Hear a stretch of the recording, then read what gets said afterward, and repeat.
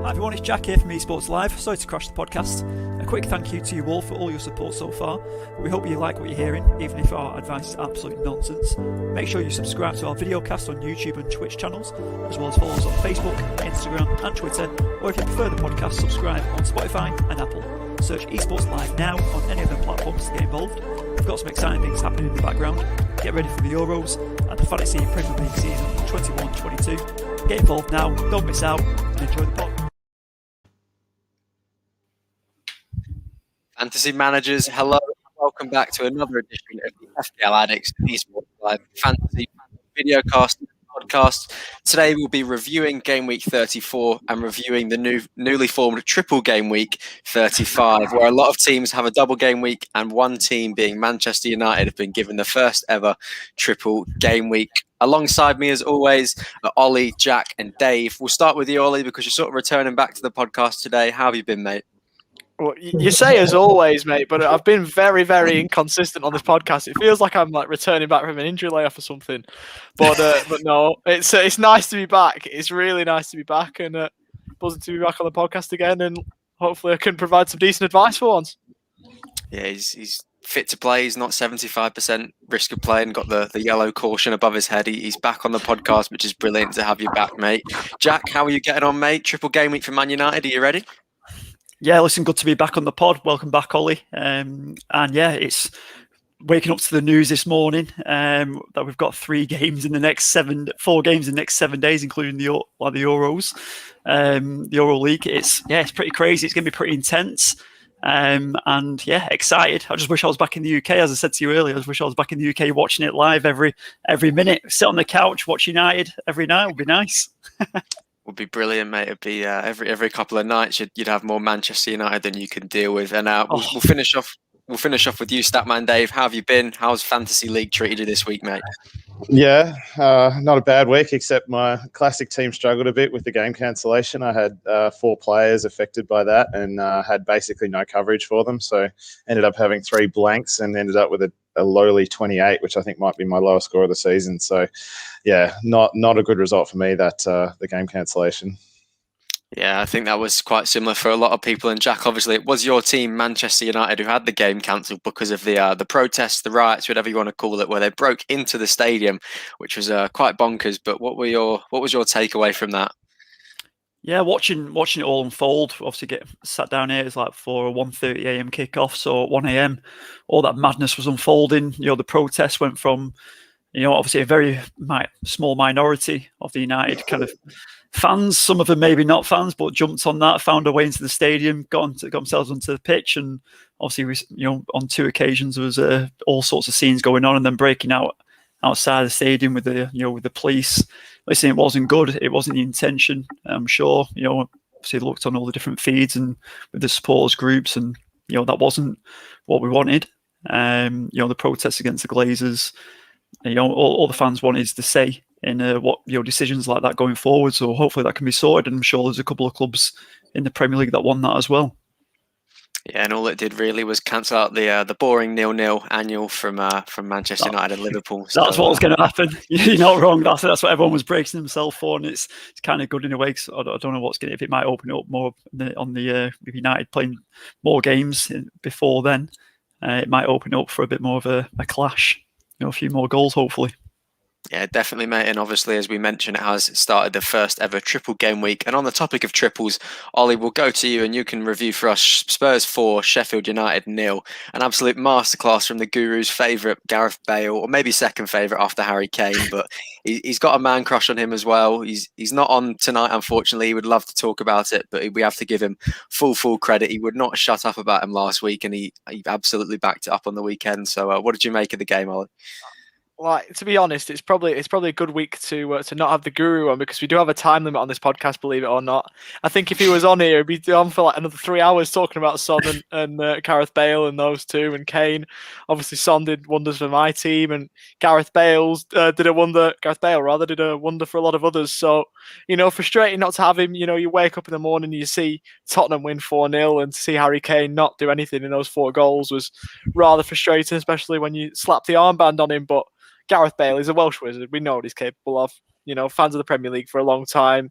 We all knew what he did in his first spell at White Hart Lane, as it was back then, and now he's back at Tottenham, back in North London, and he's class. We all know that. So to see him score a hat-trick was nice. Bit of nostalgia, if you will. Yeah, and I was in the same boat with you there, mate. We'll get into our teams in just a little bit, but the armband on Harry Kane was almost as bad as Statman Dave's armband on Mateus Pereira in the Wolves West Brom game. So I take it away about that one, Statman. What's gone wrong there for you? Look, he's, as I said in the pod last week, he's the number one form player in the game, and I kind of was expecting him to continue that form, and unfortunately, just like the rest of my game week, he struggled. So. Yeah, that's the way it was. So it was a 1-1 draw there. So Diagne and Fabio Silva with goals each. I had Johnson as my keeper, so he was my high-scoring player. Actually, with 7, so he made up about a quarter of my score. He made 9 different saves for West Brom, so it was a pretty epic performance from him. Still couldn't get the 3 bonus points though, even with the 9 saves. Yeah.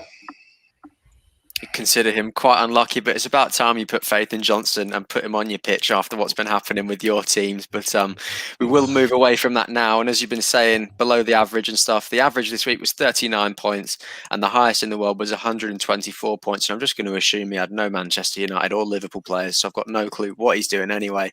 But the top 3 performers of the week, we could go on and on about him this week on the podcast, and we probably will.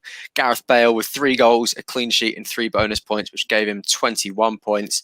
Kai Havertz with 2 goals, a clean sheet and 3 bonus points, which gave him 16 points. And Ollie, is he one that you think maybe fantasy managers should sort of be taking a look at? He played well this morning in the Champions League as well, as Chelsea progressed to an all-English team Champions League final. But is he one that's going to be on your radar? I think my midfield's probably stacked at the moment. So obviously with the midfield that I've got, I don't see a need to get rid of any of my midfielders personally.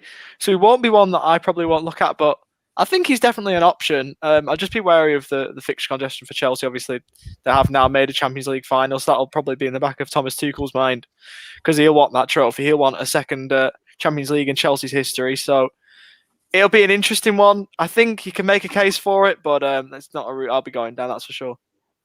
Yeah, and just on the topic of Thomas Tuchel, read a stat this morning that he's the first ever manager to make back-to-back Champions League finals with 2 different clubs. So quite an achievement from him there. But we'll move on to my third and final star of the week, which was Serge Aurier with 2 assists, a clean sheet and 2 bonus in Spurs' demolishing of Sheffield United. And, we always talk about the Spurs attacking assets, Jack, but, defensively, Aurier is one that gets forward a lot. But is he going to be one that you're maybe going to have a look at? Maybe him, Matt Doherty, people like that? Not looked at either of them all season. Don't intend to for the remainder of the season. But yeah, fair play for obviously turning up for 1 game this season for Serge. Obviously, he does bomb up and down, doesn't he? He's very active player and does like to get up there. And obviously, Doherty was brought in to do the same when he from Wolves after his performances last year. But not majorly impressed with that back line. I suppose more under Mourinho, I guess. They weren't too that exciting ones that you wanted to back. So, but if you're looking for maybe some like differential kind of ones out there and to go back to back, against Leeds, maybe that might be a good shout. Definitely not the worst shout in the world. But what we'll do now is we'll move on to our teams of the week. So we'll see Statman Dave's team first. And just before we do that, the Guru said Doherty has been woeful. And I can't say that a lot of people didn't predict that one because, at Wolves he worked in sort of like a back 5, didn't he, Ollie? And, brought into Spurs and he was much, much better going forward, providing the balls in behind for Adama Traore and into the box for Raul Jimenez last season. So to be honest, I'm not too surprised by that one. But what have you made of his performances so far this season, Ollie? Look, it was an interesting one because obviously at Wolves he was, Mr. Dependable, wasn't he? You could pick him in your side and you knew exactly what you were going to get. I think it might have also been a price rise this season from the start of the season. I think he went up to 6. Was he 5.5 or 5 last year at Wolves? But a lot of people still looked at him anyway just because of, what he did, at Molineux. But, I've been a little bit surprised to see. I was surprised at the transfer initially, but definitely to see what he's done. He's been a little bit poorer than what maybe I first thought. Yeah, just quickly, we'll move on now to your team, Statman Dave. We can bring the share screen up and we'll let you review how your underwhelming week went. But I'm in the same boat as you, mate, so don't worry too much. As we can see there, 28 points. So what went wrong, I guess, is the question. Well, yeah, having 4 players out with that cancellated game, and 4 of some of my most important players too, with Fernandez, Greenwood, Shaw, and Trent all out, obviously hurt a fair bit. Probably the only people that actually hit was Mason Mount and Johnson. So, and even then they weren't huge scores with 6 and 7.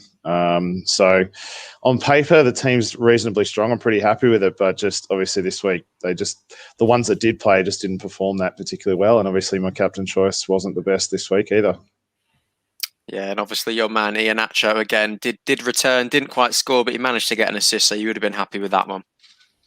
Yeah, I was tossing up between him and Pereira for the captain, actually. And again, I made the wrong choice. So that would have got me a few extra points, but still wouldn't have got me above the average. Yeah, just can't seem to get it spot on this week. And another man who actually I believe has had quite a good week under the circumstances this week is Jack Gillibrand, who's got 40 points, which is above the average. So in my books and Ollie's books, that is definitely a good week. So take it away, mate. How did you go? Yeah, listen, happy with the average. Similar to Statman, I had 4 players out with that the cancelled game, the postponed game. So yeah, like was it Veltman and Sanchez? I was tossing between the Aston Villa assets, starting them at the start of the game week, between Martinez and Target versus Sanchez and Veltman. But I went with the Brighton assets. They've been obviously clean sheets galore in the last kind of 10. I think they've had maybe like 4 or 5 clean sheets, which is really impressive by them. Potter's got them playing beautifully. So yeah, scored well with them. And they kind of carried us through with Iheanacho, Kane, Cancelo. So yeah, looking good in there. Mason Mount performing as well. So it turned up and just got us just over that average line. Yeah, and Mason Mount, is he one that you're worried about with rotation risks, sort of? You know, they've got the FA Cup final and Champions League final now, so it wouldn't be the biggest shock if he did get a rest at some point. Yeah, I mean, for me, I've already taken him out, obviously going into this game week. Even though he has got a double game fixture, but he's probably worth keeping in there as well. Because I guess what you'll find, all them Chelsea players after getting that win this morning, they want to play against City this weekend. They don't want to get dropped now because they're in the Champions League final. They'll want to keep obviously playing and starting to make sure no one else gets get that spot in the team. So I wouldn't be surprised if Mason obviously was playing both them games in the double game week for them. And I'm sure he's going to be looking strong because he is a class player. Just I fancied my United assets instead. And there is absolutely no surprise there. And we'll move on to you now, Ollie. And how did no Manchester United assets affect your week? And, you know, you talked to me about it in the week and, you know, I'll just let you tell them what you got, as you can see on the screen now, because that was an absolute monster score for the circumstances this week. Yeah, it was. And it could have been a lot higher if I'd have, again, picked the correct captain. If I'd have gone with Heung-min Son over Harry Kane, it would have been an absolute barnstormer of a week. But I think this season, you know, you're always told in pre-season, the first tip is to pick an 11-man squad. Pick your starting 11 and leave your bench as basement bargain bin type players. This year affirmed that you've got to pick a 15-man squad, in my opinion. And it showed it this week. Obviously, I had Ruben Diaz, who, you know, we haven't even mentioned that all week. He didn't even start for Manchester City. And then obviously Bruno Fernandes and Diogo Jota both didn't play. So I had cover, which was nice. I had 3 players, obviously, who didn't score. But I had Aitnari and Semedo come on. I can't remember who the third one was who came off my bench. Maybe Stuart Dallas, potentially? Oh, no, just the 2 off my bench. No, maybe I benched Jota. No, I benched Jota to start with, so I'd never had Jota to start. That was right. And so, you know, I had those 2 come off my bench. Got pretty lucky that both the Wolves defenders came off my bench. Got 10 points there. Obviously, Semedo with the 8 and Aitnari, who's now out injured and out of my team as well, with 2 points. But I'm a little bit disappointed that I didn't hit with the captain choice. But otherwise, buzzing with the week. Yeah, it's not often that, you know, Spurs score 4 and Harry Kane's not involved with at least one of the goals, mate. Is it? He seemed the simple and safe choice this week for me as well. So very, very weird for you. What did you make of it? You know, people have always, it's been the debate this season, Kane and Son tossing up between it, and, you know, maybe this week was Son's week, I guess. Look, you know, with hindsight, you know, you should have gone with Son, but you can't predict these things. Obviously, Harry Kane's been my main captain this season. Obviously, they say in FPL, pick one captain and stick to it kind of thing, or pick one captain most weeks. And Harry Kane's been my go-to all season. I didn't see any reason for that to change. Obviously, blanked. Obviously, the best players in the world have bad games sometimes, or aren't as impactful as, you know, they may think they might be. So it's all right. it happens. You can't hit the captaincy every week. It's a little bit frustrating, but we'll move forward.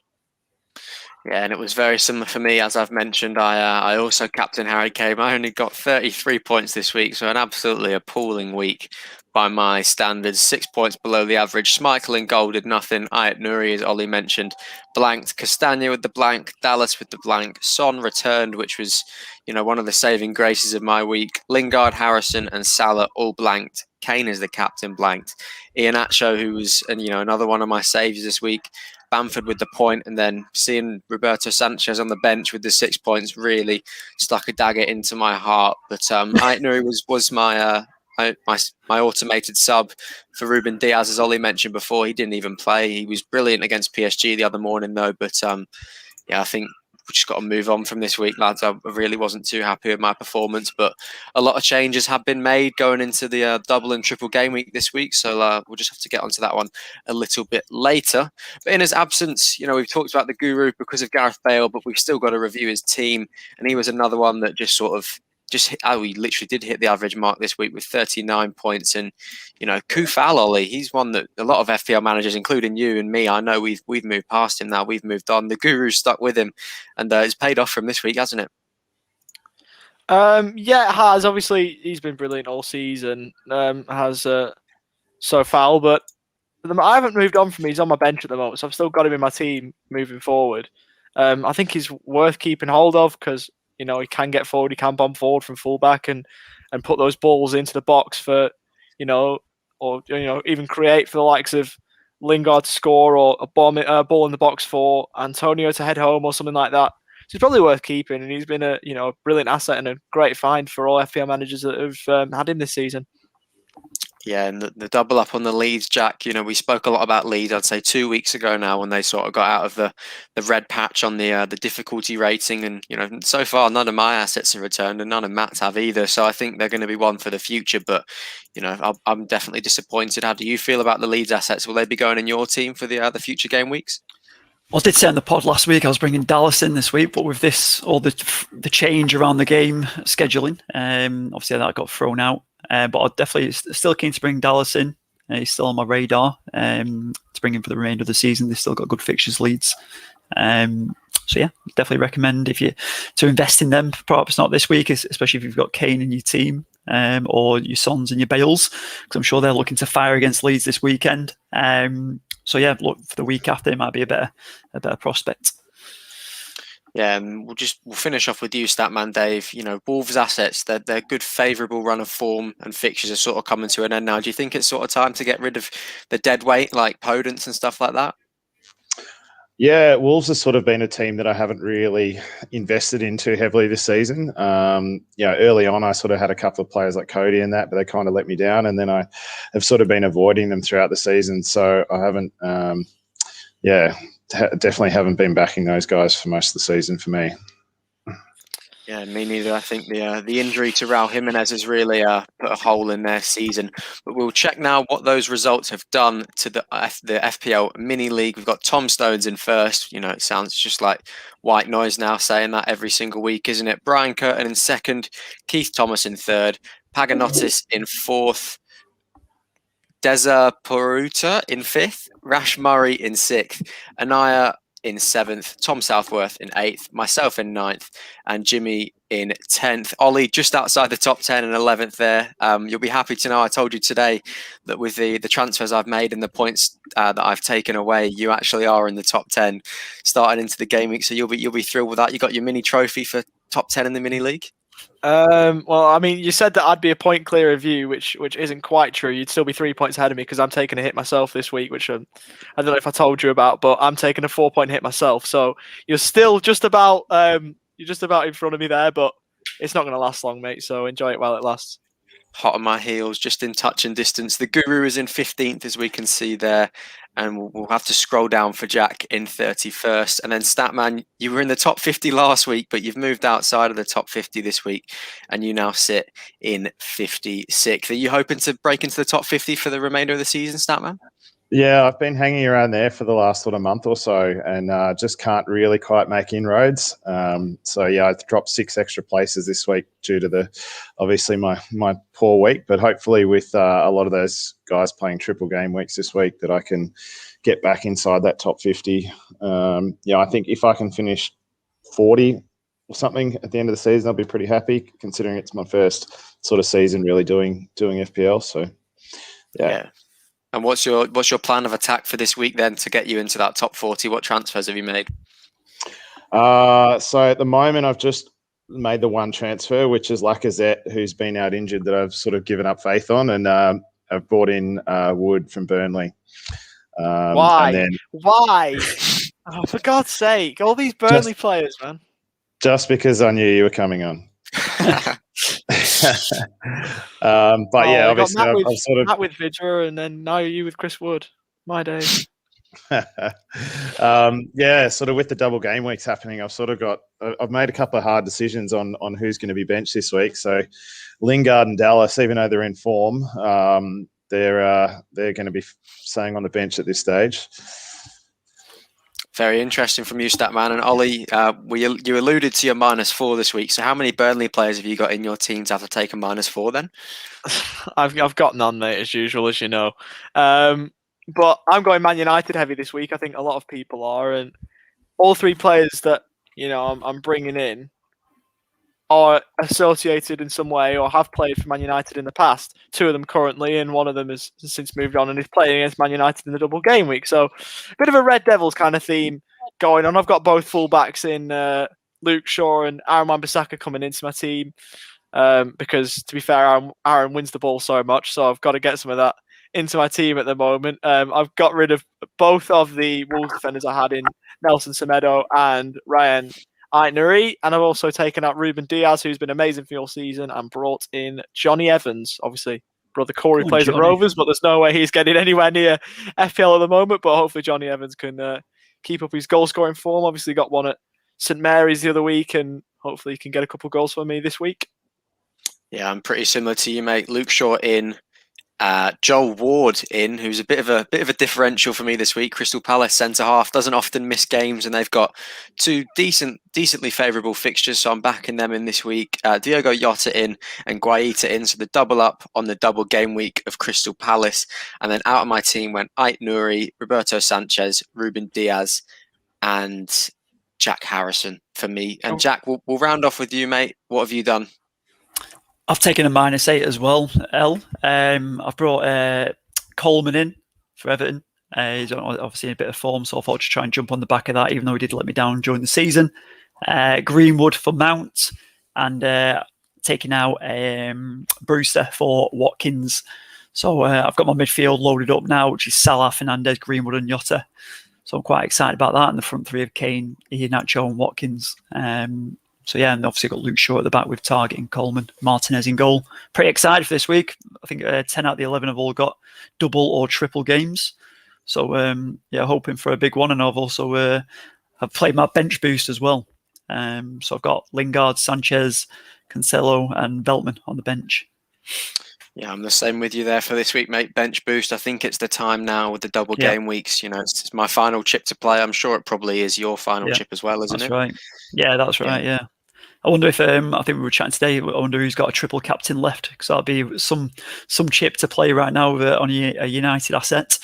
I was scrolling through actually the top 10, looking at this before, lads, because obviously I can do that with the extension I've got on here, but there isn't actually as many as you'd think with a triple captain left. Second in the league is Brian Curtin. He's still got his. Nice. Wow. Fifth actually in the league, Desert Saputra's got his still left. Outside of that, the rest of the top 10 have played theirs.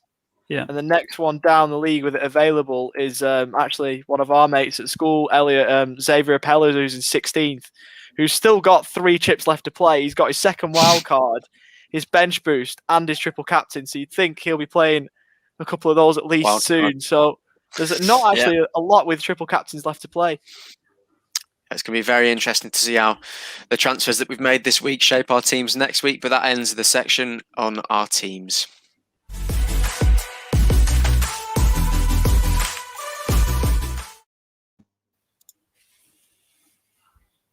Moving on now to the Guru section. We're going to let Ollie take it away this week in Matt's absence. So go for it, Ollie.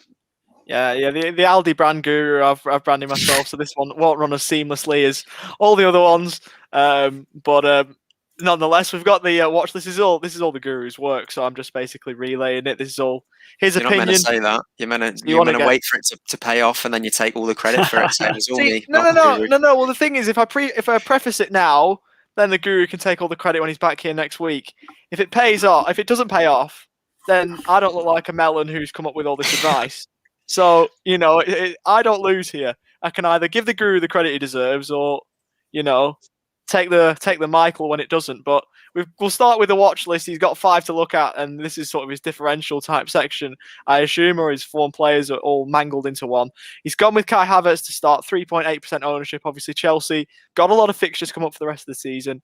But one who's finally starting to hit a bit of form after the whole Wonder Kid tag, all the money that was paid for him after moving from Bayer Leverkusen in the summer. So finally someone who's looking to hit a little bit of form. We've got former Burnley and Blackburn centre-half. There's not too many players who've played for both sides in East Lancashire, but Michael Keane is one, 5.6% ownership. Obviously, Everton centre-half. We know he can get forward and score some goals, especially from set pieces, so it remains to be seen whether he can do so this week. Pierre-Emerick Aubameyang, really disappointing season for him, obviously, when we realised that he was going to be a midfielder. I think everyone, their brother and their dog, had him in game week 1, and obviously he's been really disappointing after winning golden boots in the past.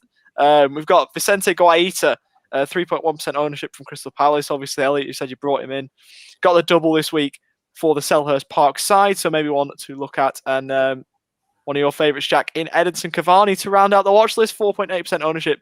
Man United with the obvious triple, so he seems one to back. Lads, any of those 5 tickle your fancy? I actually looked at Cavani myself this week, but I just sort of couldn't fit him into my forwards without taking out one of my premium midfielders. So I definitely wouldn't be surprised if a lot of people go with Cavani. I expect, Jack, you're obviously the resident Man United fan, but I'd assume he'd probably get minutes in a couple of these games coming up.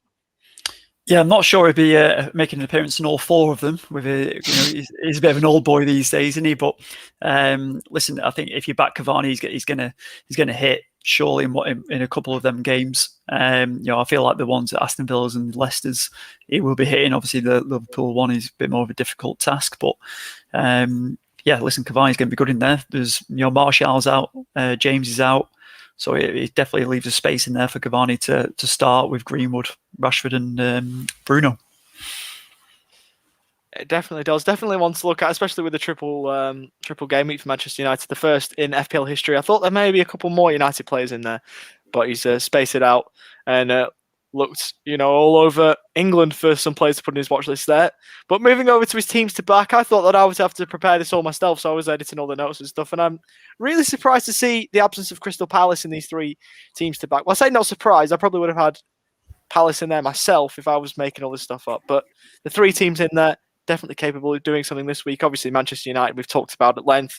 With their triple, Leicester got a couple of decent fixtures in their double game week. And obviously, they've got some star players that we all know about in FPL terms that might be able to do something this week. Obviously, Leicester do have Manchester United away, but also have the easiest fixture in the league, Newcastle at home. So you should think that there's something there.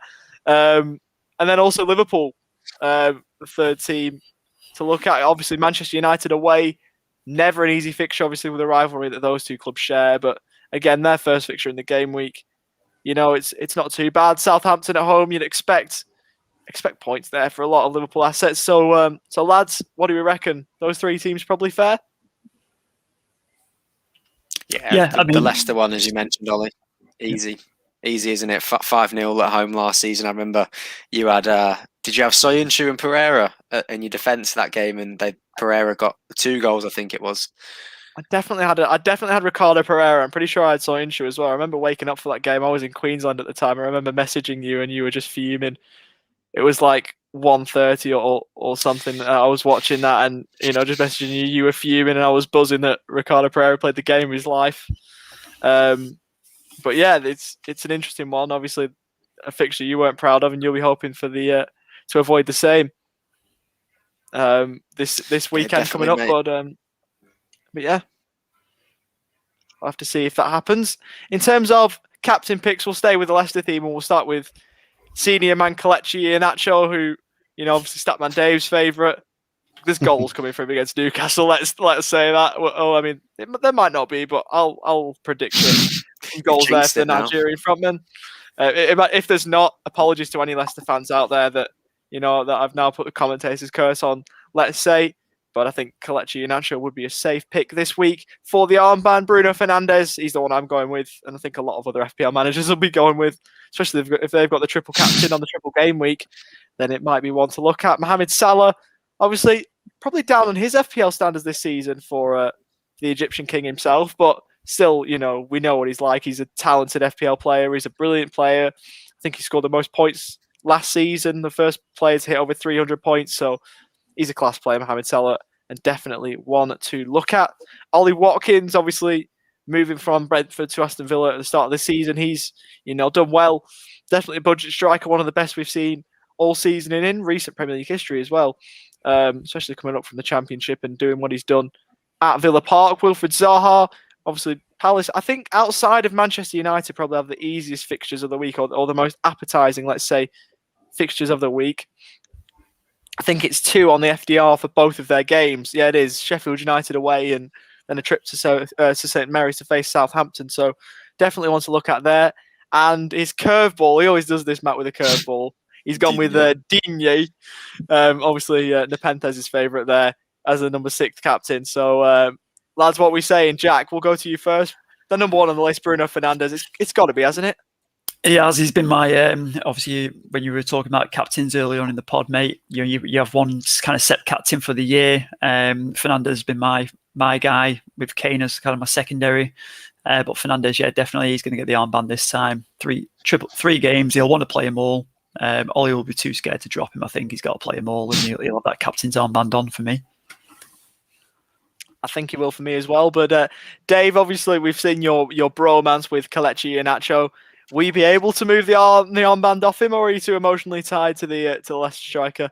No, I already have. I'm back in Greenwood this week, so not on the list there, but yeah, with the 3 games, and he's currently the most informed player in the game right now. He's averaging 9.7.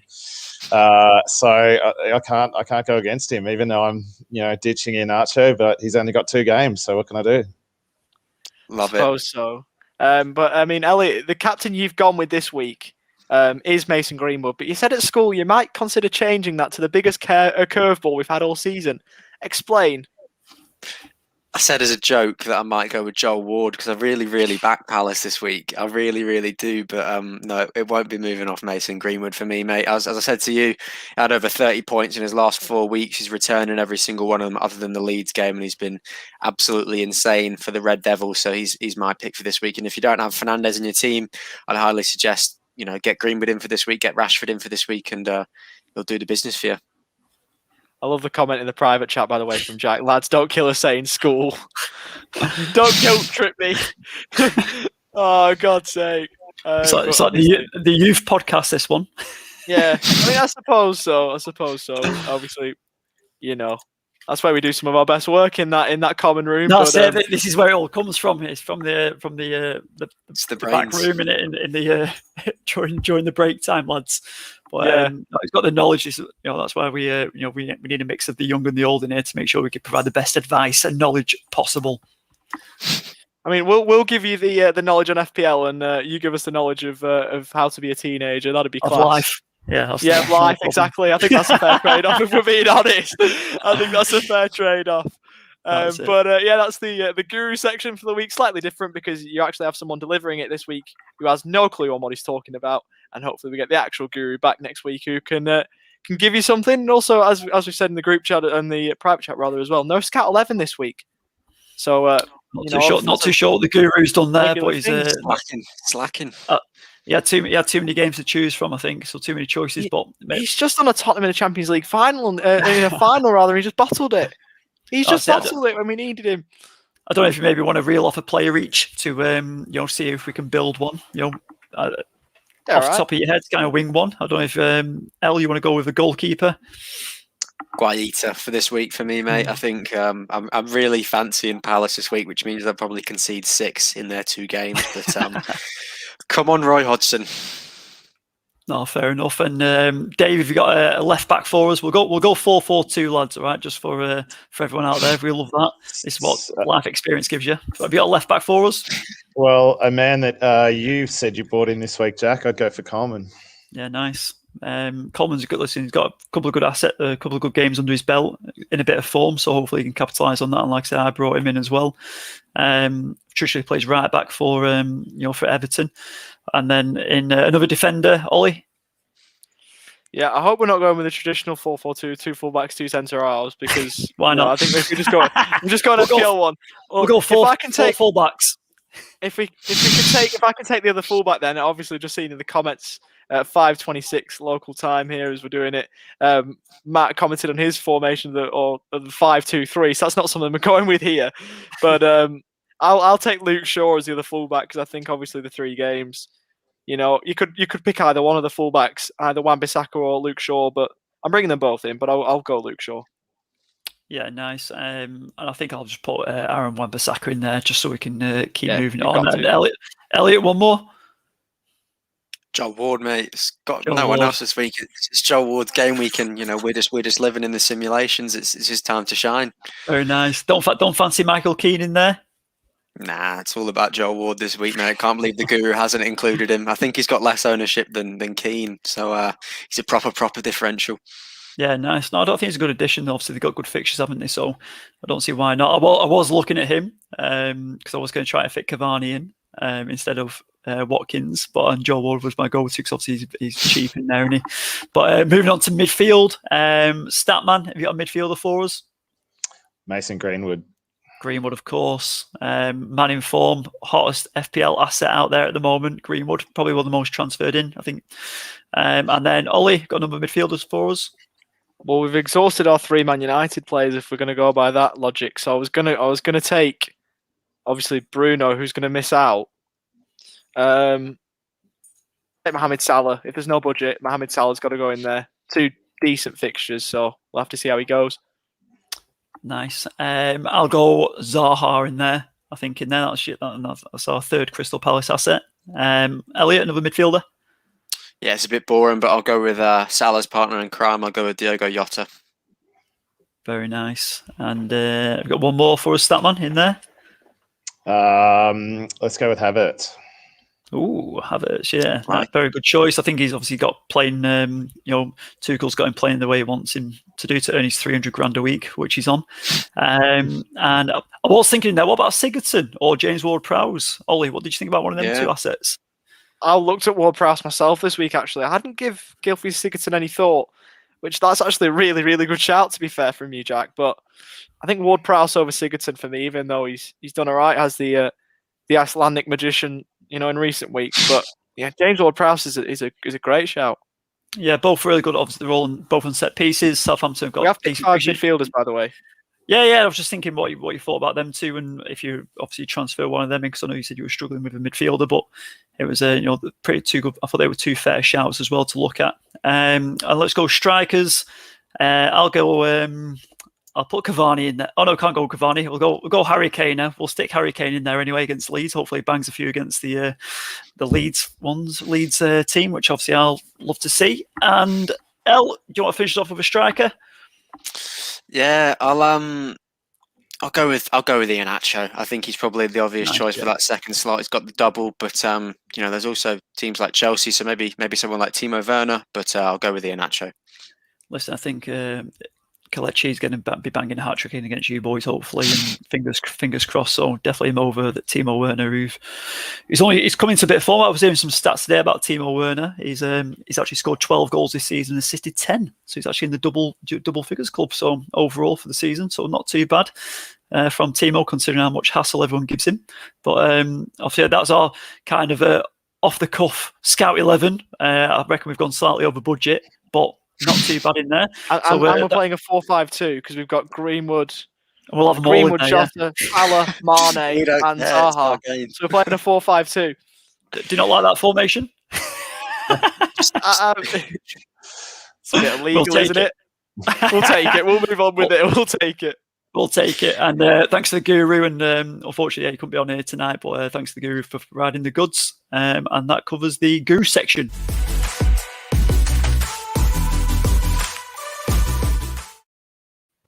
So moving on to the final section of the podcast this week, and the absolute worst section of the podcast is the draft. It's just rubbish at this point, lads. It's really difficult to hype this section up for me after back-to-back defeats. But can't you say Rolando? Anyway. Bloody hell! I'm looking at this for the first time. What? Have you seen that score? 73-60. I couldn't. What is going on there? I'm you, Elliot, but that's the first time I've seen it. Okay, I apologise for going over the top of you. I think he needs a personal shout out there from Rolando. Edison with 7, Ben Mendy with 12, Eric Dyer with 6, Johnny Evans with 10, Aubameyang with 12, Havertz with 16, Aguero with 8. That is an absolutely insane week from Rolando, and we have to remember, he's not picked any of these players. They're just the ones that were at the top of the list of the price, and they get injured throughout the season. So he's bound to have one good week every now and then, but that is absolutely insane, Ollie. Would you like to comment anything more on that just madness? From a draft peasant who lost this week, all I can say is fair play. I've been experiencing what Rolando's been experiencing all season in defeats, and to see him do that, the underdog story, admittedly against an opponent who doesn't check it either in my dad, that's a monster week. So yeah, well done, Rolando. Fair play to Rolando. Not that it does too much to his season. He's still our basement boy of the league. But we'll start over with you, Jack, to get your joy before Ollie's sadness. A win over Ollie, that's a massive, massive 3 points for you.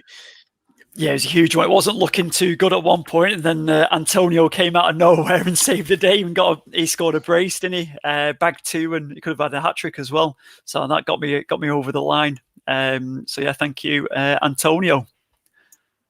Seems like we've got your team up now. The 5-3-2, the Newcastle formation at the minute, preferred by Steve Bruce. So you must have been watching too much Newcastle employing his tactics, mate. I think so. Yeah, it went all right in there. I'm quite happy with that formation in the end. I haven't got many assets in there, and my strikers were struggling. So yeah, thank God Antonio turned up, and my defenders worked out all right as well. Whatever gets you the points, it doesn't matter, mate. And someone who didn't get points this week, including myself, is Ollie. 37 points, lost by 3 to Jack. And, Ollie, that's a really, really disappointing loss from you, isn't it? Yeah, I just want to check my bench just to see to drive that. If there's anyone there, there's no one there. So, that couldn't have saved me. No, look, it's an average team, let's be honest. I need to get rid of the Fulham players. That just shows that I don't check it, because if I checked it, then those Fulham players would have been out my team a month ago, if not more. But it's a devastating one to lose, because if I win there, it probably puts me in the box seat for a title push. But it's getting tough now. It definitely is, mate. It's a monster 3 points for Jack. And then Dave, speaking of monster 3 points, you beating the Guru, 43 points to 30 points. So how big of a 3 points is that for you?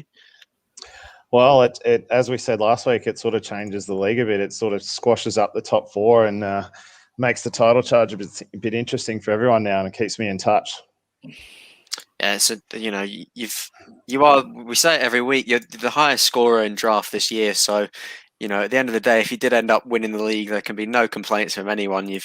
You're probably the draft guru for this season. Jack can claim it all he wants, but I think Statman Dave's probably earned the title of draft guru in my eyes. But when you employ Danny Welbeck and you're getting points, you really do deserve the win, because that's just visionary from you, Statman. To be fair, Welbeck was on my bench and he came in as a sub, I'm pretty sure. So my defenders and my midfield did absolutely nothing, but thanks to my forwards scoring most of my score this week. So what you're saying is if your subs didn't happen, Diagne and Welbeck never would have got on the pitch and you would have lost to Matt. There's 20 points right there. Absolutely. Wow. There we At go. the end of the day, as we said, it doesn't matter how you get building a squad, isn't it? Hey, Exactly. Statman, have you taken a bit of inspiration from your draft team for your classic with bringing Wood in there? Does he impress you that much in your draft team? Like that's why you brought him in? I think that's definitely true. He's been on the radar for the last couple of weeks, and I finally pulled the trigger on Lacazette, who just wasn't going to come back in. So, yeah, the obvious choice. Nice move. Yeah, and we'd love to have Matt on so we could grill him for this loss, but unfortunately we can't. So if you're sitting at home, Matt, unlucky, mate. There's always next week. I can probably chat a little bit more now because I don't think I can win. So yeah, you pick yourself up and you go again next week, mate. You're still in it, so got to just go again.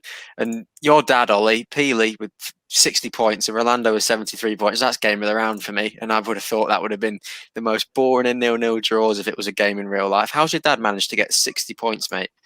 You see it in football, don't you? When two teams come up against each other when they've got nothing to play for, there's high-scoring games. I know I've talked a little bit about Blackburn on this podcast, but we had one similar at the end of last season against Reading. Neither team had anything to play for. It was a mid-table game, and it finished 4-3.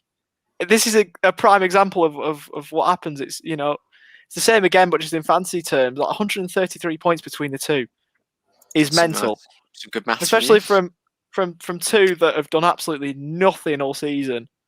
To see that, you just get your popcorn out and you just sit back and think, like, it's just Rolando and Peely's world, and we're just living in it. It definitely is, mate. With Bale and Son, he was always going to have a good week, and then the two Arsenal assets, which kept a clean sheet. Away to my team, Newcastle, and then to my absolute dismay, I've lost again, lads. 2 weeks on the dot, I've lost, so it probably puts me out of reaches of the title now. I don't know if it's mathematically out of my hands, but at my heart, I know it's probably not meant to be for this season. So fair play to James for beating me, 37 to 22 points, and yeah, it's just a little bit heartbreaking for me. But you three can still go on and win it. So good luck to all of you, and we'll see how the fixtures shape up for this week. Jack's got Rolando, and if there's ever been a time for Rolando to get another score like that, it is this week. Could you imagine 2 weeks on the dot Rolando winning? That would be insane. Are you getting a little bit nervous, Jack? Yeah, now you're talking about it, I'm like, oh my gosh, yeah. If he's found that Aubameyang's got a double, and obviously he's got Havertz in there as well, I'm thinking, oh no, like them two are actually decent assets to go into the week with. But with Antonio back on form, Kane's playing. I'm hoping he has a low score. And I noticed the Guru's playing Peely, so two of the biggest performers from the last round are playing against the top two. We could be in for a bit of a surprise week, maybe. And I'm just looking at the fixtures now, and I think we haven't given him one all season. I'd like to say on form, maybe Rolando versus Jack is the game of the week for this week. What's your thoughts, Ollie? Yes, I would say so. Just because how surprising Rolando, his point score was, and how, if you said this 2 weeks ago, Jack would be going in as like saying, "Oh, I need to win this one by 50 points." Like, this one is about as penciled in as you can get. It's a 5,000 to 1 Leicester type thing for Rolando to win. But now you look at it and you think, well, actually, Rolando could turn him over here and make the league very interesting. So looking forward to it and hoping that Rolando, as much as you're a great lad, Jack, I need you to lose this week. So Rolando, another score like last week, please. I'm going to go into the transfer market and just load up on United assets and just see who's going to play. Can't be that many left. Can't be that. I think I'm down to defenders only, so I might just have to bring like the defenders in only. And see like Shola Shoratire. You never know what he might do. But yeah, we'll see how we go. This could be an exciting one, actually, lads. Could be a bit of a game changer. In my title. I'll definitely be checking it this week. It would be absolutely poetic if Rolando, of all people, was the man to bring the Draft Guru's title charge to a halt. That would be something that I'm sure a lot of people would love to see. As long as Peely does it to the Guru, then I'm okay. Yeah, that's another one of the games this week is your dad versus the Guru, Ollie. So that's sort of it needs to be 3 points for Matt. No other questions asked from him. And Peely as well. He outscored majority of the league this week as well. So do you back your dad this week? Can he beat the Guru to help you out? Maybe you could make a couple of transactions for him. I need him to. Obviously, if Matt loses, Jack loses, and I can take 3 points in against James Gaston, then we are back. We are back. So we're back on track to maybe go and win the league. So please, can we just have 2 upsets? That'll be nice. Just need to get on his phone and get in the transactions for him, mate. Bring in all the decent players for him, and you're going to have to do that yourself as well. Because James Gadsden's another one who we've sort of written off for a lot of this season, and he beat me last week. Fair play to him, and he's not too far behind me. I think he's 4 points behind me, so he's definitely going to be a difficult one for you to beat this week, Ollie. But do you back yourself in? I've just clocked, by the way, as well, lads. I don't know if this has happened before, but it's where our real life teams are playing against each other in the same week that we're playing against each other in fantasy draft. Because it's Blackburn Birmingham at 9:30 on the Saturday night, and it's me and James Gadsden in draft. So 2 Blackburn wins, and that would be nice. 2 Birmingham wins, and I'd be fuming. I'd be throwing pillows everywhere around my house or something, or throwing controllers into walls. But 2 Blackburn wins, and we're loving life.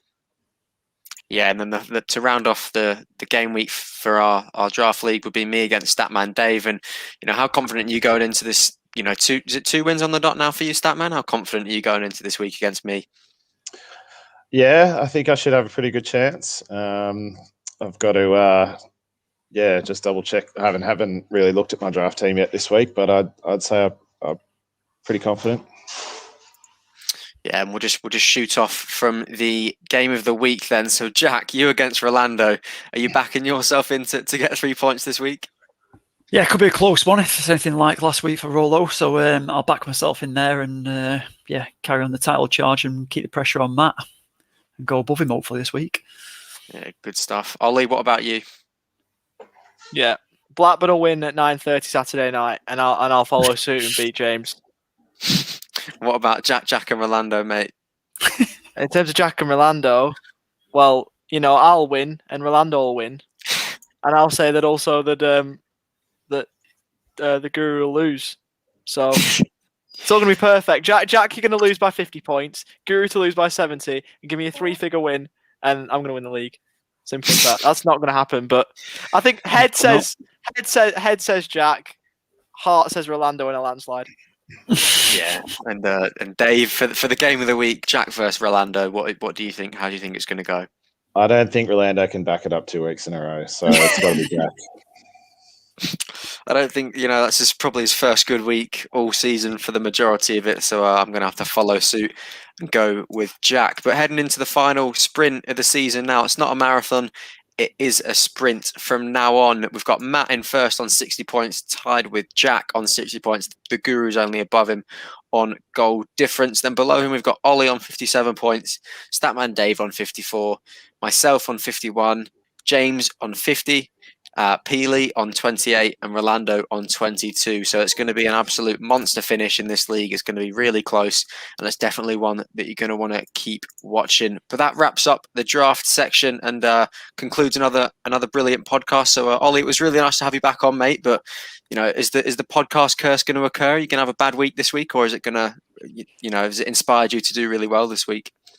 I'll probably have a shocker this week. Let's be honest. Back on the pod. Obviously, it's great to be back. I thought tonight was a really good podcast, to be fair. And obviously, I've been trying to tune in while I've been off the pod, and they've all been class as well. But to be back in the thick of things is nice. And hopefully, the podcast curse doesn't happen and I can have a decent week again. But, hopefully, it all works out for you lot as well. Yeah, definitely. And, mate, all your FPL dreams come true in double and triple game week 35. Good luck keeping up with all of it. Take care, stay safe, and goodbye for now.